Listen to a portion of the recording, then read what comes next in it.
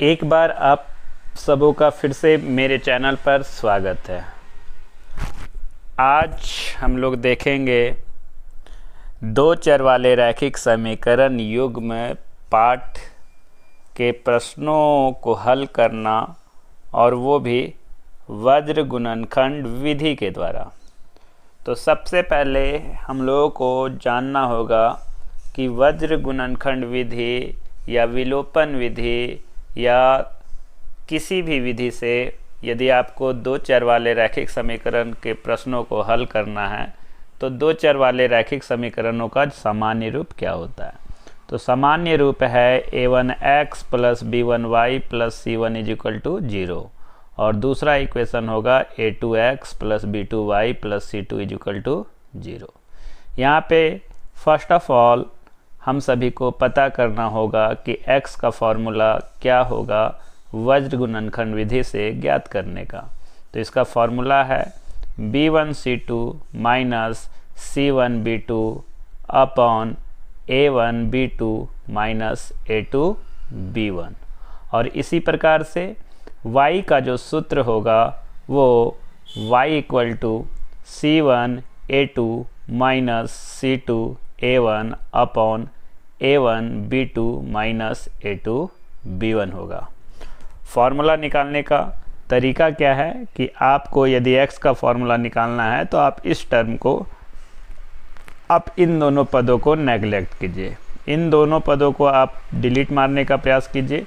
तो यहाँ पे देखिए सबसे पहले y के साथ क्या आता है तो b1 के तिरछे में जो आएगा तो b1c2, तो b1c2 माइनस c1b2 अपॉन, अब हमको नीचे जो है सो कांस्टेंट टर्म का लेना है, तो इस कांस्टेंट टर्म को गायब करना है। तो कांस्टेंट टर्म को गायब किए तो a1b2 माइनस a2b1। उसी तरह से यदि हमको y का वैल्यू ज्ञात करना है तो हम लोग इसे सेकेंड टर्म को, y वाले टर्म को गायब करेंगे।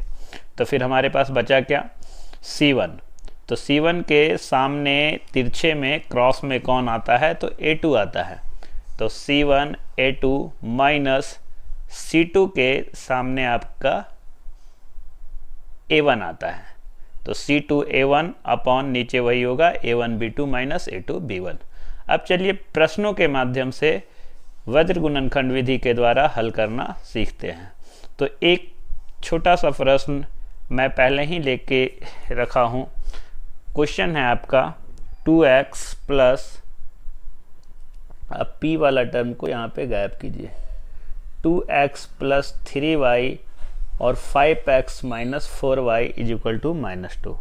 तो फर्स्ट ऑफ ऑल यदि इसे हम लोगों को सॉल्व करना है तो सॉल्यूशन के लिए आप सीधा जनक रूप में पहले इसे a1 a2 a3 और b1 a1 b1 a1 a2 b1 b2 और c1 c2 का वैल्यू पता कर लीजिए।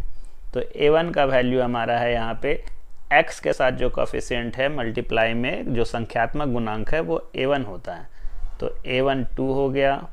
उसी तरह से y के साथ जो होता है फर्स्ट इक्वेशन में गुणांक, संख्यात्मक गुणांक, वो b1 होता है, तो b1 यहाँ पे 3 हो गया। और इसी तरह से c1 आपका 13 हो गया। बट 13 यहाँ पे हम लोग क्या करेंगे, इस इक्वेशन को तैयार कर लेंगे, 2x plus 3y minus 13 is equal to 0 और 4x minus 5x minus 4y plus minus वाला टर्म इधर जाएगा तो प्लस में 2 इज इक्वल टू 0। ऐसा क्यों किए, क्योंकि देखिए जनरल फार्मूला जो है बराबर के उधर इक्वल टू का होना चाहिए। इसी तरह से हम लोग a2 ज्ञात कर लेंगे, b2 ज्ञात करेंगे और c2 ज्ञात करेंगे। तो c1 यहाँ पे आपका -13 हो गया। a2 क्या हुआ, तो a2 आपका x के साथ जो कोफिशिएंट संख्यात्मक गुणांक है, b2 आपका y के साथ 4 है, बट यदि माइनस नेगेटिव साइन रहे तो उसको भी आप कैलकुलेट किया कीजिए, और c2 आपका +2 है। अब हम लोग डायरेक्ट फार्मूला से क्वेश्चन को बनाने का प्रयास करते हैं। फार्मूला हमारा क्या है, तो फार्मूला है हमारा b1 C2 minus C2 B1 upon A1 B2 minus A2 B1 is equal to, अब यहाँ पे हम लोग पहले ही लिख लिए हैं, तो अब B1 का वैल्यू देखते हैं। B1 का वैल्यू क्या है 3 इंटू C2 का वैल्यू 2 है, माइनस का sign C2 B1 C2 minus यहाँ पे सॉरी C1 होगा, तो C1 B2, तो C1 आपका यहाँ पे C1 आपका -13 है, तो यहाँ पे -13 पुट करेंगे इंटू B2 हमारा, तो B2 क्या है B2 -4 है, B2 -4 है अपॉन यहाँ पे अब A1 B2, तो A1 हमारा क्या है 2 है, मल्टीप्लाई B2 हमारा -4 है, माइनस A2 B1, A2 क्या है 5 है और B1 क्या है 3 है। अब इसको हम लोग कैलकुलेट करेंगे तो क्या आ रहा है 3 2 जा 6, minus minus plus, plus minus minus, 13 4 जा 52 अपॉन -8 और 5 3 जा 15, इसको घटाएंगे हम लोग तो ये आपका आ जाएगा -46 अपॉन, सेम साइन है तो एडिंग हो जाएगा, तो 15 और 8 को ऐड करेंगे तो 23, बट वो नेगेटिव होगा, माइनस से माइनस कैंसल आउट, 23 1 जा 23, 23 2 जा 46, यानी x का वैल्यू हमारा आया है 2। इसी तरह से हम लोग y का वैल्यू देखेंगे, तो y का वैल्यू देखेंगे तो y का सबसे पहले y का हम लोग फार्मूला देखते हैं।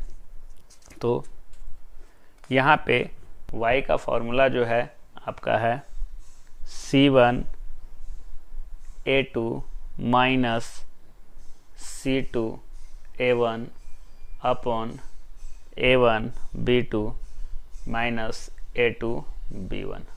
देखिए यहाँ पे फॉर्मूला यहाँ पे लिखाया गया था C1 A2 minus C2 A1 upon A1 B2 minus A2 B1। अब हम लोग इसको वैल्यू देख के पुट कर लेंगे।